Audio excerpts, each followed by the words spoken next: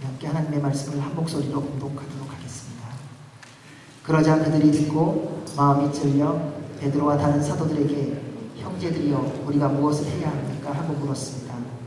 이때 베드로가 대답했습니다. 회개하십시오. 그리고 여러분의 죄를 용서받기 위해 예수 그리스도의 이름으로 여러분이 각각 세례를 받으십시오. 그러면 여러분이 성령의 선물을 받게 될 것입니다. 이 약속은 여러분과 여러분의 자녀와 먼데 있는 모든 사람, 곧 주 우리 하나님께서 부르시는 모든 사람들에게 주실 것입니다. 베드로가 이 사악한 세대로부터 구원을 받으시오라고 말하면서 다른 여러 가지 말로 확증하며 그들을 보냈습니다. 그러자 베드로의 말을 받아들인 사람들이 세례를 받았고 그날 믿는 사람의 숫자가 약 3,000명이나 더 늘어났습니다. 아멘. 하나님의 말씀입니다. 우리 모두는 예수 그리스도를 믿음으로 구원받은 사람입니다.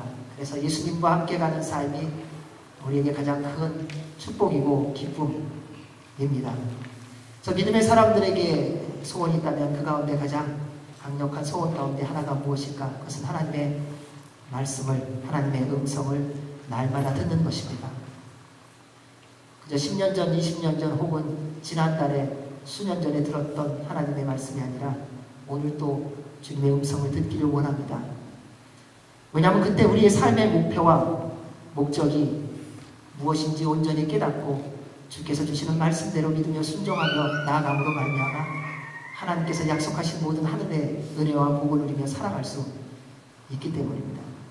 여러분, 이 땅을 가장 행복하게 살기를 원하시는 분이 누굴까? 하나님이시라는 것입니다. 이 땅 가운데서 가장 기쁨의 삶을 살기를 원하시는 분이 누굴까? 살아계신 하나님이십니다.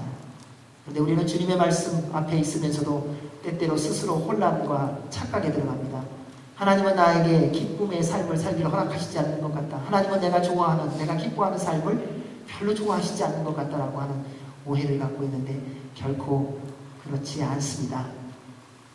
우리가 주의 음성을 듣지 못하자 그때부터 방황의 삶이 시작됩니다. 요즘에는 어린아이들도 인생의 목적과 목표를 생각을 하면서 방황을 얼마나 많이 하는지. 제일 고민 많은 학생들이 누군가? 어린 학생들입니다. 초등학생이에요.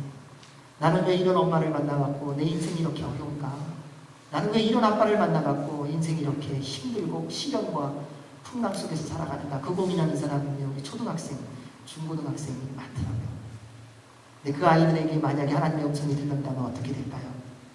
주님의 말씀 앞에 온전히 순종함이, 부모님의 말씀 앞에 온전히 순종함이 가장 큰 기쁨이 될 것입니다. 왜 지금 자기가 그 자리에 있는지 알 것입니다. 여러분 왜 지금 여러분이 있는 자리에서 방황하고 갈등할 때가 많습니까? 여러분의 인생 가운데 목표를 제대로 잡지 못하고 목적이 무엇인지 몰라서 어저께까지는 맞는 줄 알았는데 오늘을 시작하면 또 혼란스럽게 살아가고 있습니까? 들어야 될 주의 음성을 듣지 못하기 때문입니다. 우리 주님은 매일매일 우리에게 말씀하시기를 원하십니다. 그리고 말씀대로 살아갈 때에 감사와 기쁨 가운데 하나님의 은혜와 복이 무엇인지를 매 순간마다 누리며 살게 해 주십니다. 그 하나님이 우리의 하나님이십니다. 오늘도 그 주님의 음성이 들려지는 은혜가 있기를 주님의 이름으로 축원합니다. 우리 37절 말씀 읽겠습니다. 37절입니다. 시작. 그러자 그들이 듣고 마음이 찔려 베드로와 다른 사도들에게 형제들이여 우리가 무엇을 해야 합니까? 하고 물었습니다. 베드로의 설교를 듣고 경건한 유대인들이 마음이 찔렸다 이렇게 말합니다. 여러분, 하나님의 말씀을 듣고 마음이 찔리는 것이 은혜입니다. 요즘에 우리 시대의 가장 큰 어려움과 문제는 뭐냐? 하나님의 말씀을 들었는데 우리의 마음이 찔리지 않는다는 거예요. 하나님이 사랑하십니다 하는 그 말씀을 듣고 우리 안에 그 하나님의 사랑이 들어오지 않는다는 거예요. 주님이 나와 함께 하십니다라는 그 하나님의 음성을 듣고 우리가 그 음성이 믿어지지 않는다는 거예요. 하나님의 말씀이 없어서가 아니라 하나님의 말씀을 들어도 우리의 마음이 전혀 요동치 않을 때가 많다는 것입니다. 하나님의 말씀을 듣고 나면, 하나님의 말씀이 들리면 여러분 내 모습을 볼 수 있습니다. 그런데 그게 복이라는 것입니다. 하나님의 말씀을 듣고 나의 삶을 돌아볼 수 있는 것이 하나님의 선물입니다. 여러분, 말씀을 듣는다고 다 깨닫는 거 아니더라고요. 듣고 듣고자 하는 마음이 없을 때는 아무리 좋은 말씀이 들려도 결국 깨달음이 없어요. 여러분, 애들이 화날 때 부모님이 아무리 좋은 말 해보세요. 들리는 거 안 들려요. 그 말이 나에게 맞는 말이냐 틀리는 말이냐 아니에요. 내가 안 듣기로 결정을 했어요. 무슨 얘기를 하든지 안 듣습니다. 다 얘기하고 나면 그 얘기하는 동안 다 딴 생각하고 있어요. 우리 다 그런 경험이 있습니다. 예배 시간에 시작 그러면 이미 우리 생각 다 딴 데로 내 마음 갈 길을 몰라 봄의 향기에 우리의 마음이 빼앗겨서 저 야외로 들판으로 오늘도 그런 거지.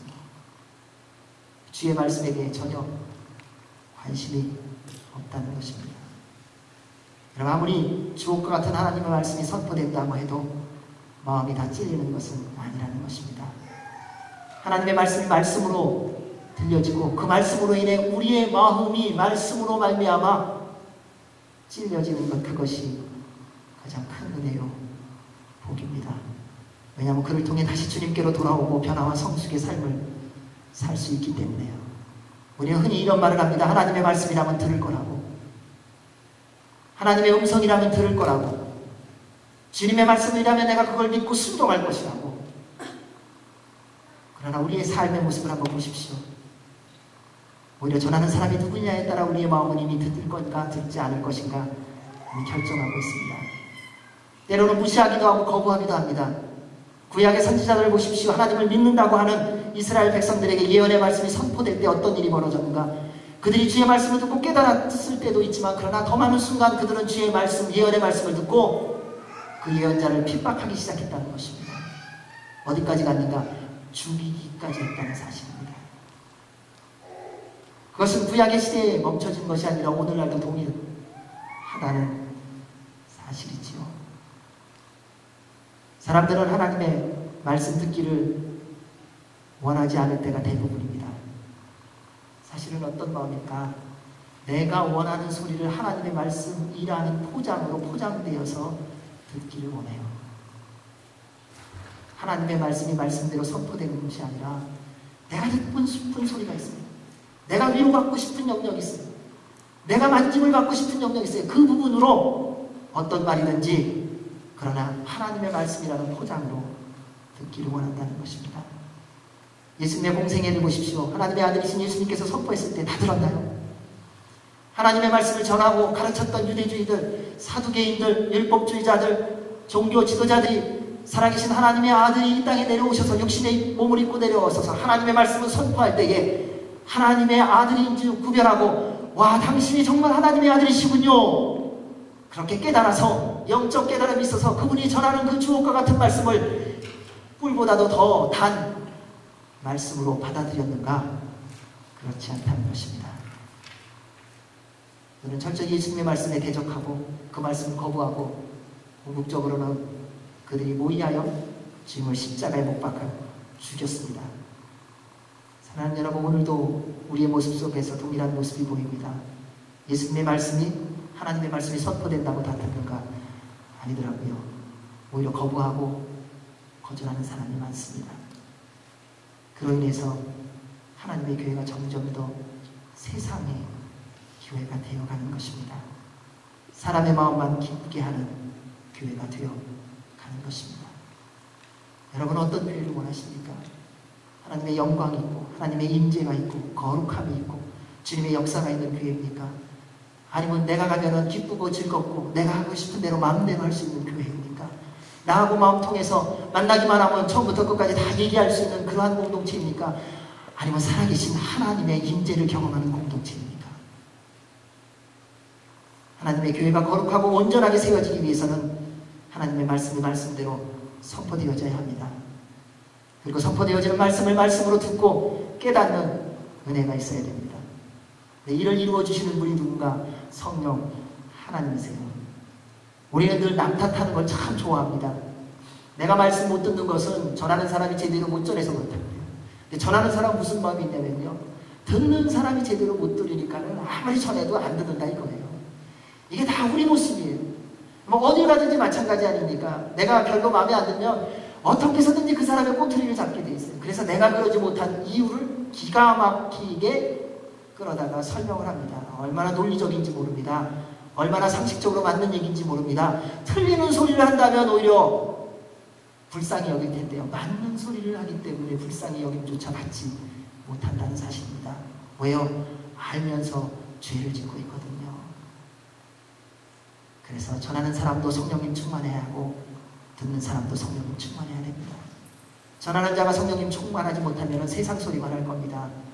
자기가 원하는 말만 할 것입니다. 듣는 사람이 성령님 충만하지 못하면 내가 원하는 소리만 들으려고 할 것입니다. 그리고 하나님의 말씀이냐가 아니라 내가 원하는 말씀이 아니라면 언제든지 마음의 문을 닫고 더 이상 말씀에 대하여 관심이 없을 것입니다. 그래서 우리가 자녀들하고의 관계성 속에서 잘 알 수 있어요. 애들하고 얘기해 보셨죠? 애들이 언제 듣습니까? 내가 좋아하는 말 할 때더라. 들어야 할 말 별로 잘 안 듣습니다. 부모님은 무슨 말씀을 하시길 원하세요? 아이가 들어야 할 말을 하기를 원해요. 우리가 신앙생활하면서 굉장히 딜레마가 많은 경우가 거기 있습니다.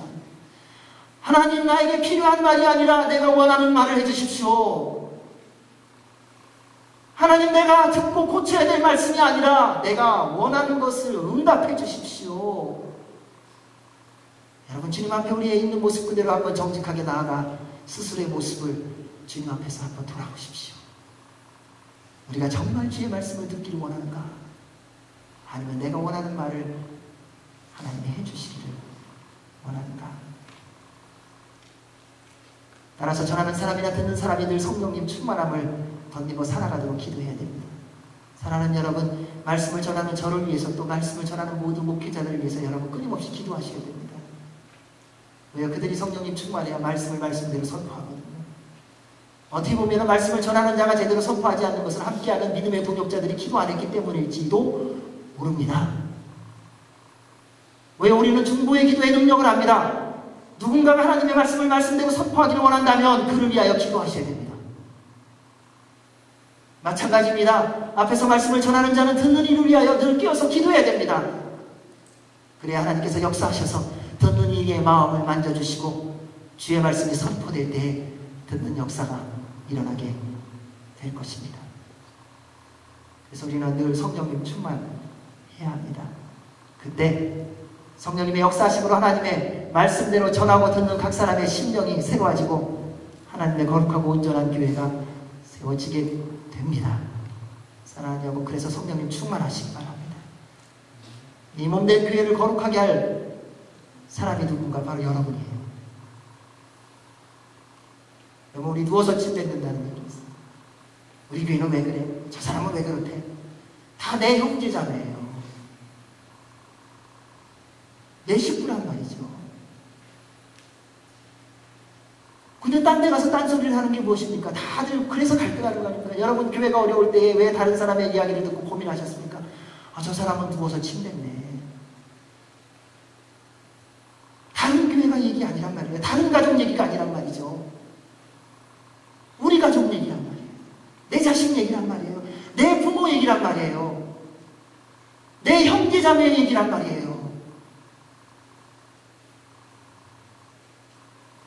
누가 주님의 교회를 건강하게 하는데 앞장서야 되는가? 우리예요. 여러분입니다. 그래서 성령님 충만하셔야 됩니다. 베드로를 통해 선포된 말씀을 듣고 마음이 찔림받은 유대인들이 드디어 변하기 시작합니다. 베드로의 설교를 듣기 전에는 성령님의 충만함을 받고 그들이 각 나라의 방언으로 이야기하는 것을 듣고 그 내용이 무엇이었습니까? 하나님의 위대한 일이었습니다. 근데 그 이야기를 듣고 다 뭐라 그랬냐면요, 이 갈릴리 촌구석에서 어부들인데, 무식한 것들인데, 경험도 없는 것들인데 철저히 인간의 눈에 보이는 기준을 가지고 그들을 판단했었습니다. 그리고 하나님의 위대한 일을 고백하는 것을 보고 듣고도 무시하고 조롱했었습니다. 그런데 성령님의 임재 가운데 선포된 말씀이 경건한 유대인들에게 들려지자 그들의 마음이 말씀으로 찔림을 받기 시작했습니다. 왜 그걸 보고 들었을 때는 아무 일 없다가 왜 성령님의 능력으로 말미암아 베드로가 선포됐을 때 그들의 마음이 찔렸을까? 경건한 유대인들의 마음에는 여호와를 경외함이 있었던 것 같습니다. 사랑하는 여러분, 상대가 누구냐가 아니라 여호와를 경외하는 사람은요, 하나님의 말씀이 들리기 시작합니다. 내가 말씀을 얼마나 잘하느냐, 내가 얼마나 주석을 많이 받느냐, 내가 얼마나 유명한 목사님들의 말씀을 많이 들었느냐가 아니에요. 그런 사람일수록 사실은 더 골치 아픕니다. 왜요? 그거 갖고 비교하거든요. 여러분, 주의 말씀은 언제나 동일합니다. 그분들이 뭐라고 말합니까? 하나님이 여러분을 사랑하십니다. 그러면 다 아멘 그럽니다. 근데 다른 사람이 하나님이 여러분을 사랑하십니다. 글쎄, 어떻게 동일한 하나님의 말씀이 선포되는데 전하는 사람에 따라 우리는 그렇게 철저하게 다르게 반응할 수 있습니까? 전하는 사람이 누구냐가 아닙니다. 여호와를 경외한다면 전하는 사람에 상관없이 그 말씀이 깨달아지고 들려지게 되어 있습니다. 그래서 성령님의 임재 가운데 말씀이 들려 경건한 유대인들의 마음이 찔림을 받아 은혜를 경험했습니다. 그때부터 변화가 시작됩니다. 두 가지를 보기 원합니다. 첫째, 말씀을 전하는 자들에 대한 태도가 변했습니다. 무식하고 별 볼 일 없는 사람이 아니라 이제는 한 형제와 자매가 됐습니다. 그래서 표현이 달라집니다. 형제들이여, 저 사람들이 도대체 뭘 하는가? 이 무식한 사람들이 어떻게 하나님의 영광을 하는가? 라고 생각했던 그 사람들이 표현이 달라져 버렸습니다. 형제들이여. 말씀을 전하는 자가 어떤 사람이냐가 아닙니다. 그가 존경하고 인정할 만한 실력이 있는가, 능력이 있는가, 학위를 받았는가, 많은 경험이 있는가, 그동안에 얼마나 많은 기적을 해놨는가가 아니라 하나님의 말씀대로 전하는 그 부족하고 연약한 사도들을 한 형제로 받아들이기 시작했습니다. 그래서 신앙생활하면서 누리는 가장 큰 은혜와 복 가운데 하나가 뭐냐면요, 누가 전하든 하나님의 말씀이 말씀대로 들려지는 겁니다. 여러분, 그런 은혜와 복이 있기를 바랍니다. 누가 전하느냐 무슨 상관이 있어요? 하나님의 말씀이라면요, 그 말씀대로 그대로 이루어지는데요. 어린아이가 전하느냐, 나이가 든 분이 전하느냐, 앞뒤가 맞는 말을 하느냐, 맞지 않는 말을 하느냐, 그게 무슨 상관이 있습니까? 만약에 그분이 전하는 말씀 속에서 하나님의 말씀이 있다면 믿음으로 아멘 하면 그 말씀대로 그대로 이루어집니다. 그것이 처음부터 지금까지 이루어진 하나님의 역사예요. 우리는 언제 반응합니까? 내가 이해되면 반응해요. 언제 반응합니까? 내가 좋으면 반응을 해요. 그러나 하나님의 말씀은 내가 좋고 나쁘냐가 아니라 하나님의 말씀대로 선포됨을 믿는 믿음으로 순종하는 사람에게 그대로 그 말씀이 이루어지는 줄로 믿습니다. 그래서 주님의 말씀을 듣고 깨닫는 것이 우리의 인생 가운데요, 신앙생활하는 가운데 얼마나 큰 복인지 알아야 됩니다. 그래서 하나님의 말씀이 들려지기 시작하면요, 전하는 사람이 누구냐에 별로 관심이 없어요. 그 사람이 잘생겼느냐 못생겼느냐, 말을 얼마나 잘하느냐, 실력이 있느냐 없느냐가 아니라 하나님의 말씀이 내 마음을 터치하여서 나의 심령을 변화시키기 시작한다는 것입니다. 그래서 하나님의 말씀대로 순종하는 역사가 일어납니다. 왜냐하면 그 말씀이 우리 안에 들어와 살아서 역사하기 때문에. 그래서 하나님의 말씀에 대해서 이렇게 말합니다. 하나님의 말씀은 살아있습니다. 하나님의 말씀은 힘이 있습니다. 하나님의 말씀은 좌우의 날선 어떤 검보다도 예리합니다. 그 예리한 하나님의 말씀은 우리의 영과 혼과 관절과 골수를 찔러 쪼개기까지 하며 우리의 마음과 우리의 생각을, 우리의 삶을 감찰하십니다. 그래서 주의 말씀이 들려지면요, 나의 삶이 드러나게 되어 있어요. 옆에 있는 사람은 모를 수 있어요. 아내도 모를 수 있어요. 남편도 모를 수 있어요. 자녀도 모를 수 있어요. 부모도 모를 수 있어요. 그러나 하나님 앞에서 하나님의 음성이 들려지면 나는 압니다. 왜요? 주님께서 그것을 깨닫게 해주시고 보여주시기 때문에요. 그래서 성령님의 임재가 있는 증거는 하나님의 말씀이 들려지기 시작합니다. 그래서 그로 말미암아 우리의 마음과 생각이 바뀌어집니다. 어떻게 해요? 주님의 눈으로 바뀌어집니다. 그래서 보는 것이 다 주님처럼 보기 시작해요. 듣는 것이 달려집니다. 주님의 귀로 변했기 때문에요.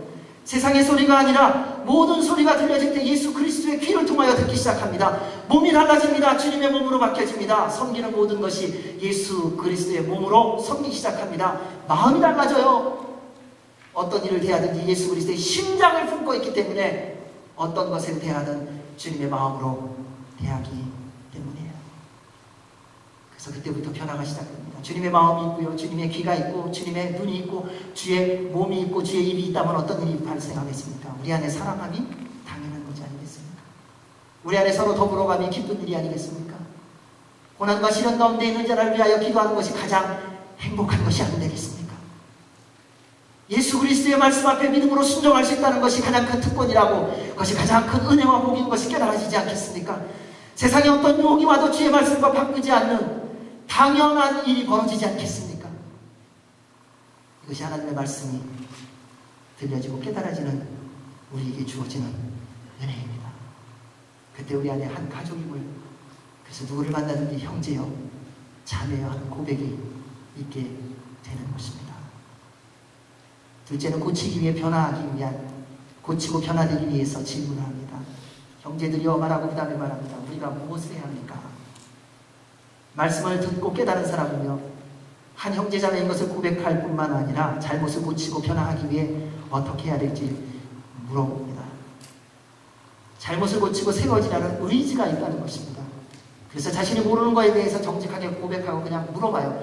내가 뭐 잘못됐냐고, 내가 어떻게 하면 좋겠냐고, 내가 어떻게 바꾸면 좋겠냐고 물어봅니다. 이전에는 상상도 못했던 모습 아닙니까? 하지만 성령 하나님께서 임하시면 세상이 이해할 수 없는 기적이 일어납니다. 여러분의 인생 가운데에 여러분이 기대하지 않았던 가장 놀랍고 아름답고 복된 하나님의 역사가 있기를 원한다면 성령님 충만하십시오. 이 경건한 유대인들이 어떤 사람이겠습니까? 말씀에 대해서는 누구보다 더 자랑스러운 사람 아닙니까? 누구하고든지 하나님의 율법에 대하여 토론할 수 있었던 사람입니다. 언제든지 하나님의 말씀에 대하여 하루 종일 아니 일주일, 1년이라도 가르칠 수 있는 능력이 있던 사람들 아니겠습니까? 그들에게 자존심이 얼마나 강했겠습니까? 생명보다도 더 강했던 게 자존심이었을 겁니다. 그런데 그들이 무식한 어부 출신의 선포하는 설교를 듣고 변합니다. 그리고 물어봅니다. 우리가 어떻게 해야 됩니까? 사랑하는 여러분, 우리가 관계가 깨지는 게 뭐 때문에 깨집니까? 깨질 수밖에 없는 어떤 사건이 있어서 깨집니까? 아니요. 대부분 다 자존심이에요. 옆에서 들어보면 도대체 그 일로 왜 그런 일이 있는지 이해할 수 없는 일을 갖고 우리는 서로 깨어지고 싸우고 판단하고 다시는 보지 않기로 결정한다는 것입니다. 여러분, 자녀하고 싸울 때 뭐 때문에 싸우세요? 자존심이에요. 부모를 화나게 하는 가장 강력한 비밀이 있습니다. 엄마 아빠의 약점 한 번만 건드리면 돼요. 그 좋았던 분위기 한 번에 다 바꿀 수 있어요. 조금까지만 해도 우리 가서 외식하자. 네가 원하는 거 뭐니 내가 다 사줄게 했는데 한마디만 하면은 외식? 내가 죽을 때까지 외식 하나 봐라. 여러분, 우리가 주님의 사람으로 살아가면서 하나님의 공동체들이 어려운 일들을 많이 보았습니다. 무슨 일 때문에 어려워지셨어요?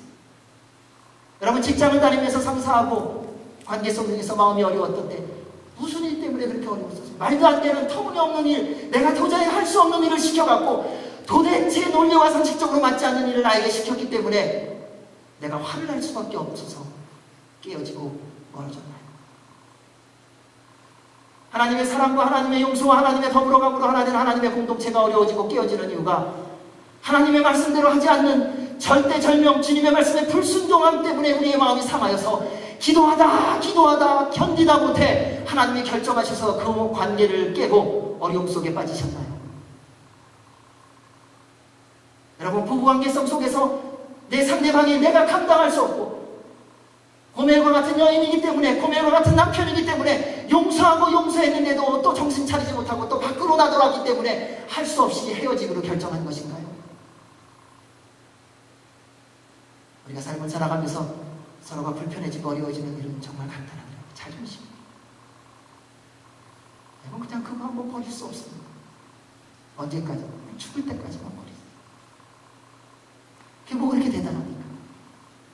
지금까지도 자존심 때문에 그렇게 손해를 많이 봤는데 여전히 그것을 놓지 못하는 이유가 무엇일까요? 그런데 그 자존심이 하나님 앞까지도 온다는 거 아세요? 하나님의 말씀 안 하시는 게 아니에요. 하나님 앞에서 내 자존심을 내세우니 주님의 음성이 깨달아지지 않는 것입니다. 그런데 경건한 유대인들은 하나님의 말씀을 듣고 여호와를 경외함으로 말미암아 그 말씀이 깨달아지기 시작했습니다. 말씀이 들려지면 진심으로 잘못을 고치고 새로워지기를 원합니다. 그래서 말씀 앞에 자신의 있는 모습 그대로를 다 보기 시작합니다. 그로 인해서 하나님이 기뻐하시는 삶을 사는 게 막 샘이 솟아요. 어떻게 하면 내가 주님을 기쁘게 하는 삶을 살 것인가? 내가 어떻게 하면 주님과 동행하는 삶을 살 것인가? 이게 매일 매 순간에 우리의 간절함이에요. 주님의 영광을 보기를 원하는 간절함이 있습니다. 비록 내가 지금은 먹고 사는 것이 없다 할지라도 하나님의 영광을 보기 위하여 주 앞에 나오는 것이 가장 우선이 된다는 것입니다. 주님 앞에 기도하는 것이 가장 즐거움이 되고 주의 말씀을 읽고 주의 말씀을 묵상함이 꿀송이보다도 더 단 것이 되는 것입니다. 그러나 하나님의 사람을 어찌 그냥 두겠습니까? 우리 주님은 말씀대로 순종하며 살아가는 자에게 천대를 축복하신다고 약속하시는, 영원히 축복하시겠다고 약속하시는 하나님이신데 말입니다. 사랑하는 여러분, 주님의 말씀이 들려지기 바랍니다. 우리 안에 하나님의 말씀이 주님의 몸된 공동체 안에 주의 말씀이 들려지고 우리 모두가 깨달아지는 역사가 있길 바랍니다. 그때 주의 공동체에 하나님의 역사가 시작될 것입니다. 그것은 우리의 실력이 아닙니다. 우리의 능력이 아닙니다. 지금까지 경험한 우리의 경험으로 말미암아 만들어 놓은 프로그램이 아닙니다. 살아계신 하나님, 우리 성령 하나님께서 임하셔서 우리의 신념과 우리의 삶과 생각과 모든 것을 다 바꾸실 것입니다. 그때 기적은 시작되는 것입니다. 여러분, 그러한 기적을 한번 경험해 봐야 되지 않겠습니까? 그러한 하나님의 역사를 우리 한번 맛봐야 되지 않겠습니까? 저는 여러분이 그러한 경험을 좀 했으면 좋겠어요. 여러분, 인생을 얼마나 살겠다고 야둥야둥 살다가 인생 다 보내시겠어요? 먹고 사는 거 하나님이 책임진다는 거 그거 못 믿으세요? 믿으세요 그냥. 왜 굶게 하면 그냥 굶어보세요. 굶으면 몸도 야리야리해지고 얼마나 좋아요. 뭐 그렇게 드시려고 하세요. 옷 안 주면 그냥 입으세요. 누가 마음 아픈가? 하나님의 마음 아프세요. 하나님의 영광을 좀 경험하시고 주님의 임재를 좀 누리시고 저는 여러분 안에 그런 소원이 좀 있었으면 좋겠어요. 여러분의 일터에서 하나님의 임재로 말미암아 좀 일하시는 분이 됐으면 좋겠어요. 여러분의 삶의 현장에서 하나님의 영광이 있는 삶을 좀 살아보십시오. 가족과의 만남에서 가족이 대화를 할 때에 성령의 기름 부심이 있다면 얼마나 좋겠습니까? 여러분, 자녀하고 대화할 때 얘가 이해하느니 세대 차이가 있느니 내 마음을 아느니 모르니 그거이 아니라 그 안에 성령님의 임재가 있다면 그 자녀를 통하여 말씀하시는 하나님의 말씀을 듣고 깨닫는 역사가 일어날 겁니다. 주님의 기름 부심이 있다면 부모님의 말을 듣고 자녀들이 주께로 돌아오는 놀라운 역사가 있게 될 줄로 믿습니다. 이것이 우리 주님의 역사입니다. 그 은혜를 누리시기 바랍니다.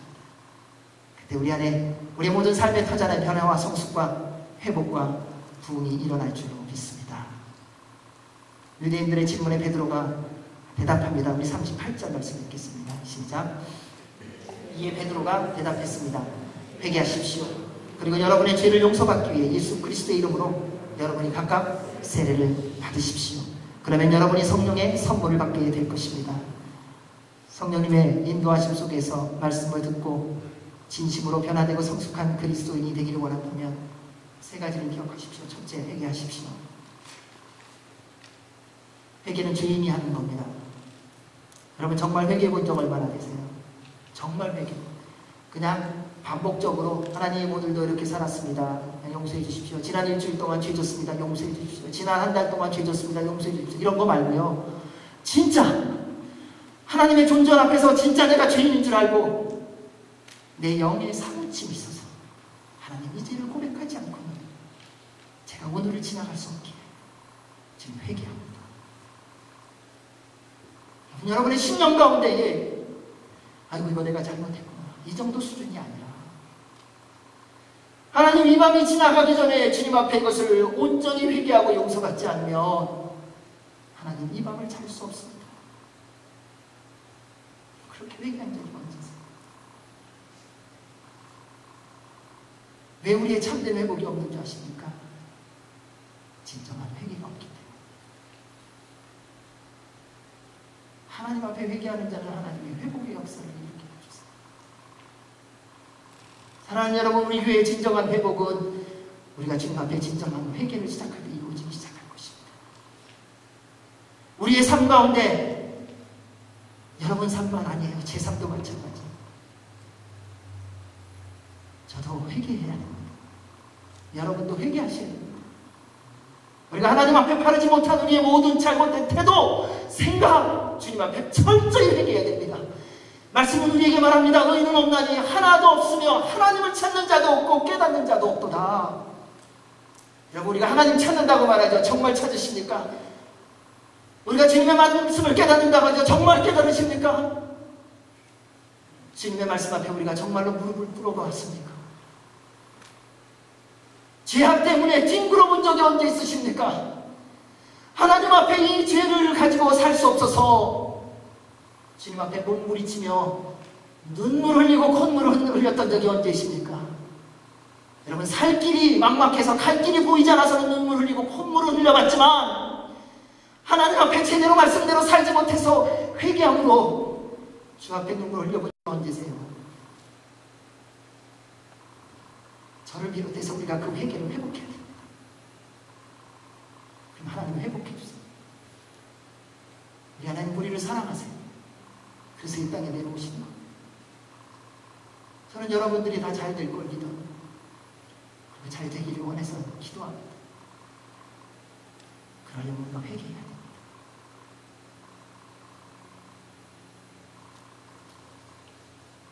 죄의 삭은 죽음입니다. 우리는 죄의 삭이 사망인지도 알아요. 그러면서도 회개를 안 합니다. 우리는 이런 엉뚱한 믿음이 있어요. 내가 원하면 언제든지 회개할 수 있다고. 정말 그런가요? 여러분, 회개도 하나님의 은혜가 있어야 됩니다. 회개도요, 성령님이 시켜주셔야 진짜 회개가 나와요. 내 마음대로 회개하는 거 아니더라고요. 서로 마음이 힘들고 어려울 때 가서 용서 구하고 미안하다고 말하고 싶은데 안 되잖아요. 생각이 없어서인가요? 안 되더라니까. 주님 앞에 회개해야 된다는 거 모르십니까? 알지 뭐. 근데 회개가 내 생각처럼 되지 않습니다. 다른 유다를 보십시오. 예수님을 팔고 나서 자신의 잘못을 깨닫고 후회는 했는데 회개는 하지 않았어요. 오히려 스스로 목숨을 끊었습니다. 사울왕을 보십시오. 마찬가지입니다. 하나님께서 돌아올 기회를 그렇게 여러 번 주었는데도 불구하고 그는 그 기회를 놓쳤습니다. 생각은 회개하고 싶지만 회개가 되어지지 않는 것입니다. 왜냐하면 죄가 주관하는 삶을 살고 있기 때문에요. 내가 주인인 삶을 살고 있기 때문입니다. 그래서 회개도 하나님의 은혜인 것을 알아야 됩니다. 아무나 회개하고 아무 때나 회개할 수 있는 거 아닙니다. 내가 죄인임을 진정으로 인정하고 받아들일 수 있는 사람만 회개하는데 누가 그것을 깨닫는가? 성령님 충만한 사람이에요.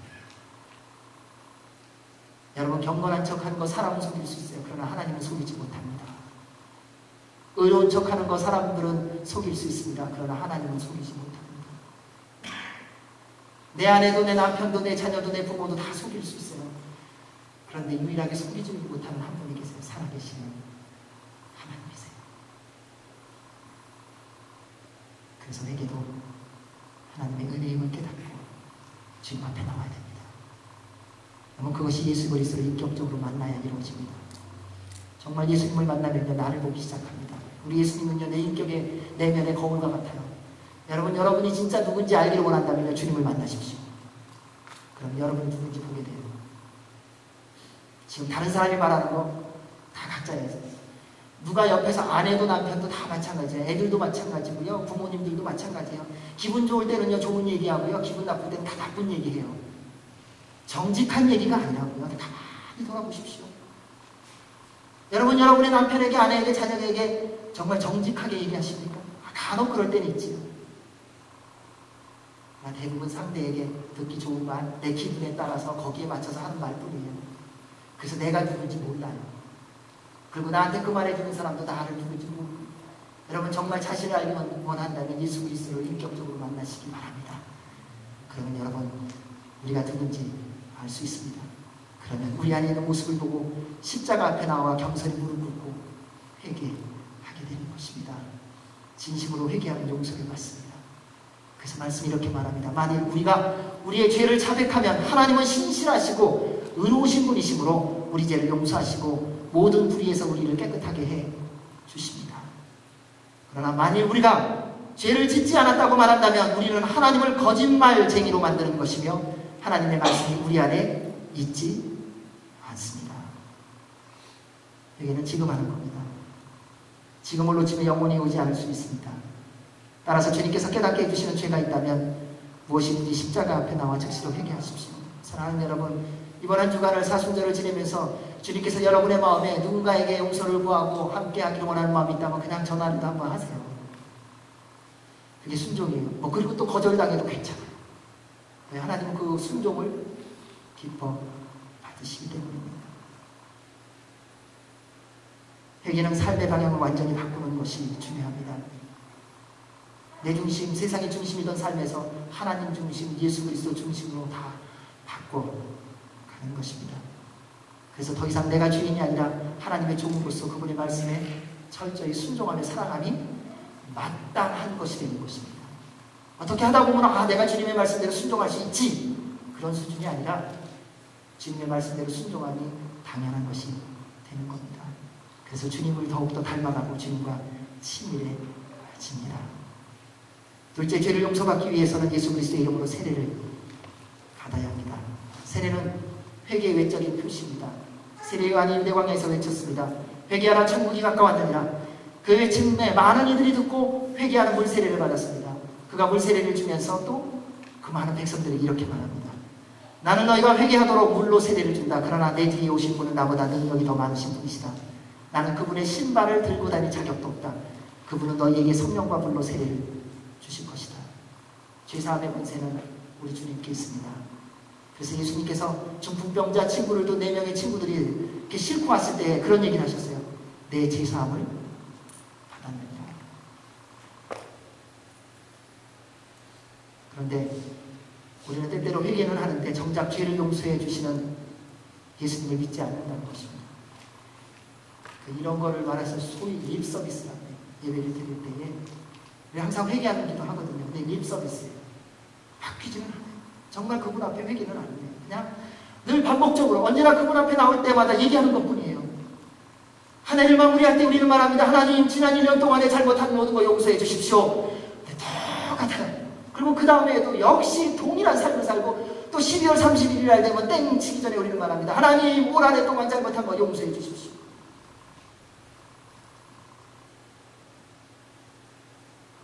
여러분, 우리는 사람들이 말해도 이 사람이 그냥 반복적으로 말하는 건지 진심으로 말하는 건지 알지 않습니까?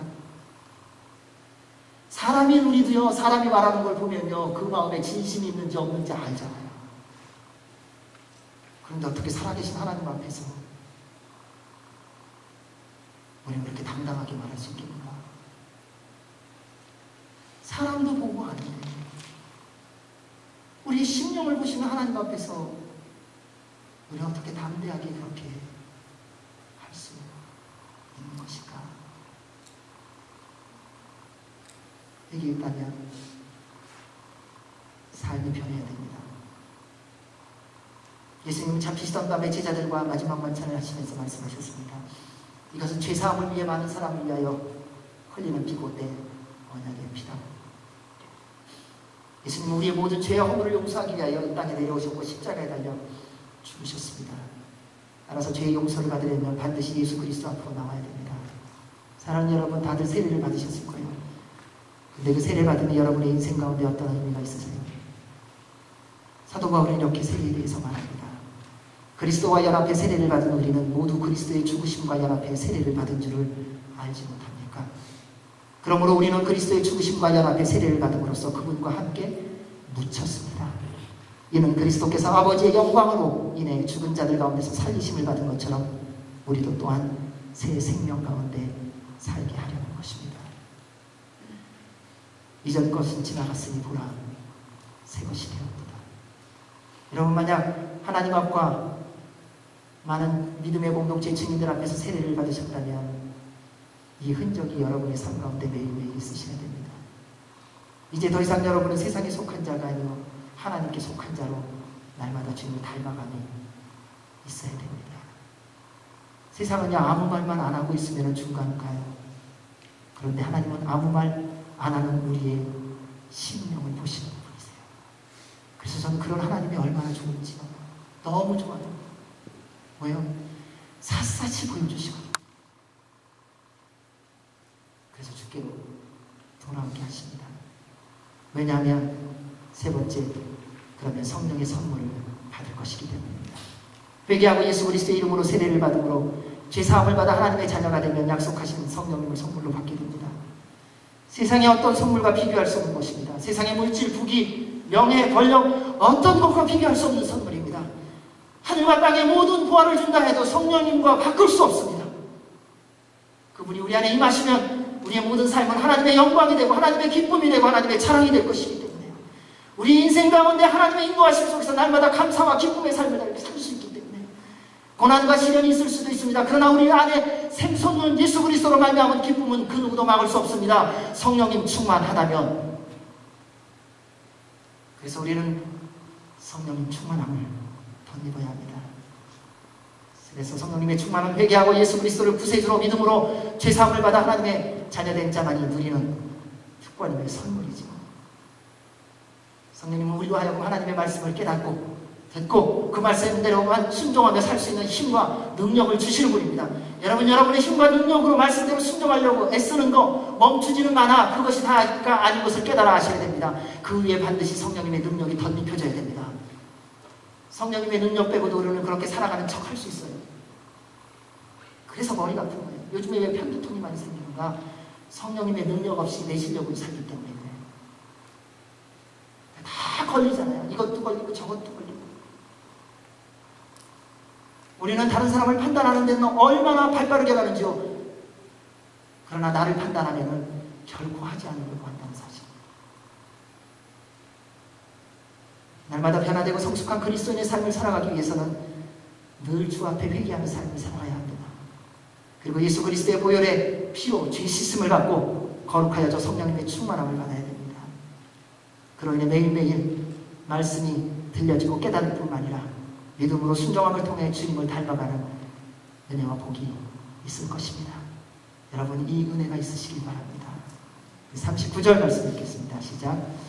이 약속은 여러분과 여러분의 자녀와 먼데 있는 모든 사람, 곧 우리 하나님께서 부르시는 모든 사람들에게 주신 것입니다. 하나님은 모든 사람을 부르셨습니다. 우리 하나님은 편견이나 차별이 없는 유일한 분이십니다. 그래서 우리가 하나님을 또 이해 못해요.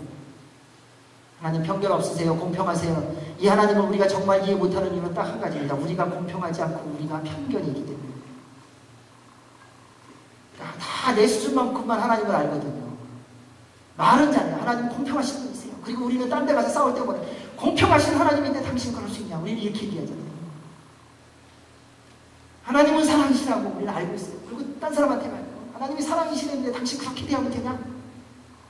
근데 그렇게 대하는 내 태도를 한번 보세요. 그게 사랑의 태도인가? 그게 공평한 태도인가? 그게 편견이 없는 태도인가?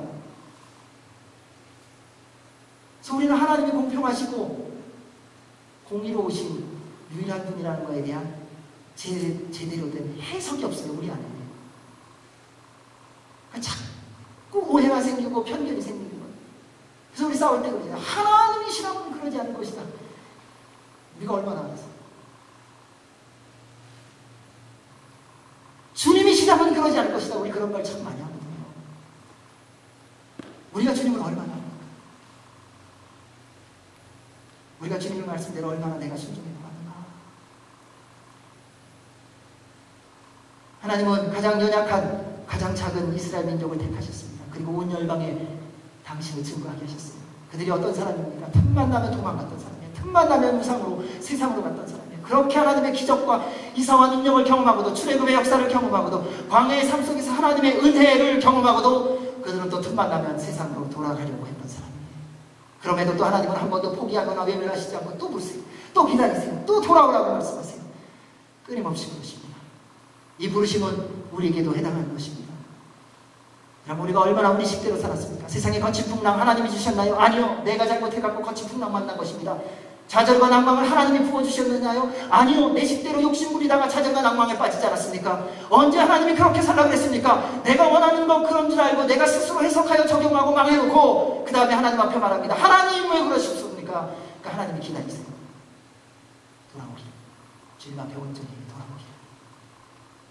여러분, 수많은 목회자들이 돈 때문에, 여자 때문에 무너집니다. 그리고 말합니다. 하나님 왜 나에게 예쁜 여자를 보내주셨습니까? 말도 안 되는 소리 하지 말라는 것입니다. 주님 앞에 언제나 깨어서 주 앞에 무릎 꿇고 경성하여 나아가지 않으면 그 누구도 예외 없이 죄악된 세상으로 갈 수밖에 없다는 사실을 우리는 알아야 합니다. 그럼에도 불구하고 우리 하나님은 또 포기하지 않습니다. 수고하고 무거운 짐진 자들아 다 내게로 오라. 내가 너희를 쉬게 할 것이다. 나는 마음이 온유하고 겸손하니 너희는 내 멍에를 메고 나에게서 배우라. 그러면 너희 영혼이 쉼을 얻을 것이다. 내 멍에는 매기 쉽고 내 짐은 가볍다. 우리 주님이 찾으시는 영혼은 상하신 영이에요. 광야의 삶을 살아가면서 지치고 무너진 영혼이에요. 내 노력으로 내 수고로 살아보다가 넘어지고 무너져서 더 이상 일어설 수 없어서 자포자기한 영혼을 주님은 찾고 계세요. 주님의 도움 아니고는 다시는 일어날 수 없는 잃어버린 영혼을 찾으시는 분이 우리 하나님 아버지십니다. 여러분, 노력하다 무너졌습니까? 주님께서 여러분을 부르고 계십니다. 여러분 애쓰다가 더 이상 할 것이 없습니까? 주님께서 여러분을 부르심을 깨달으시기 바랍니다. 여러분 주변에 아무도 도와줄 사람이 없습니까? 주님께서 도와주시고자 여러분을 부르고 애타게 기다리고 계시는 것입니다. 왜냐하면 하나님은 모든 사람이 구원을 받으며 진리를 깨닫게 되기를 원하시기 때문에요. 그런데 이 말씀에서 우리가 한 가지를 분명히 알아야 됩니다.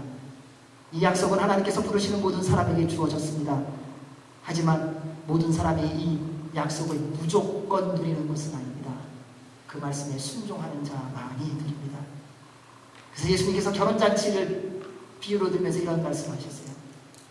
초대받은 사람은 많지만 선택받은 사람은 적다.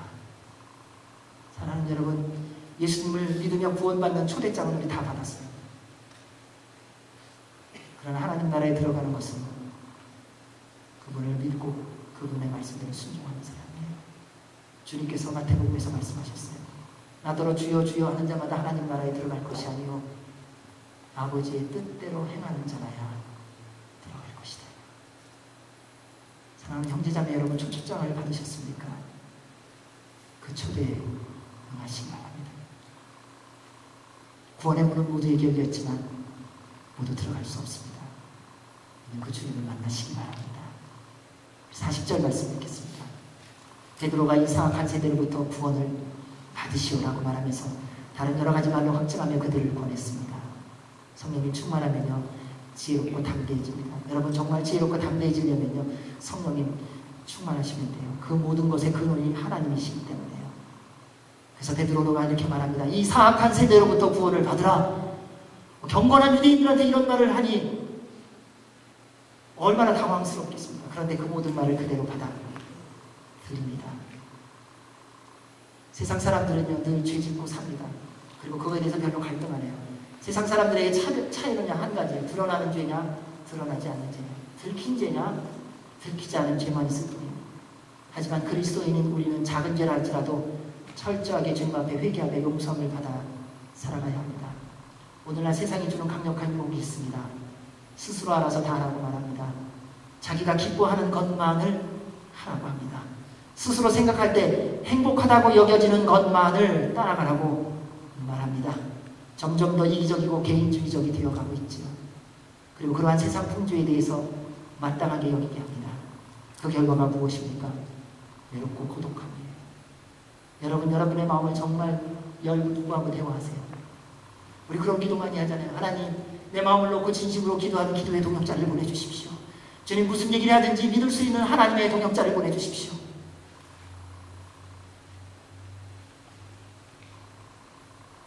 죄로 물든 세상은 결코 빛을 비추지 않습니다.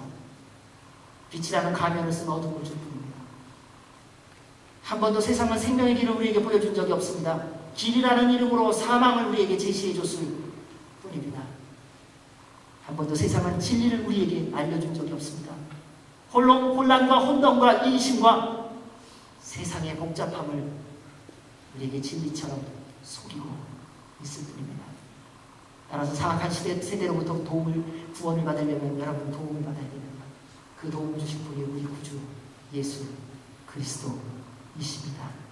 그분만이 죄를 사할 능력과 권세를 가지신 분이기 때문에요. 그러므로 악한 세대와 세상의 풍조, 스스로 해결하지 못하는 못된 습관과 생각, 삶의 태도에서 벗어나려면 반드시 예수 그리스도를 구주로 믿고 성령님 충만해야 됩니다. 매일매일이요.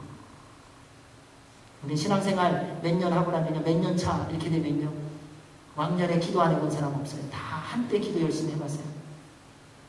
왕년에 교회에서 헌신 안 해본 사람 없어요. 다 한때 헌신해봤어요. 시키지 않아도 알아서 했던 적이 있어요. 누구 때문에요?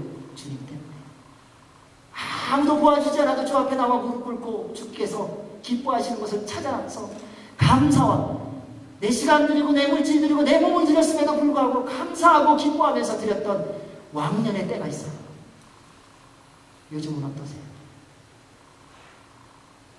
그때는 왜 그렇게 할 수 있었는데 지금은 왜 안 되세요? 그때는 왜 구원의 감격이 있었는데 왜 지금은 구원의 감격이 없어지셨습니까? 그때는 주님의 음성이 그렇게 잘 들리고 그 말씀대로 순종하는 기쁨이 있었는데 요즘은 왜 주의 음성도 그렇게 더디게 들리고 기쁨도 사라지셨습니까? 우리를 구원하실 분은 예수 그리스도밖에 없습니다.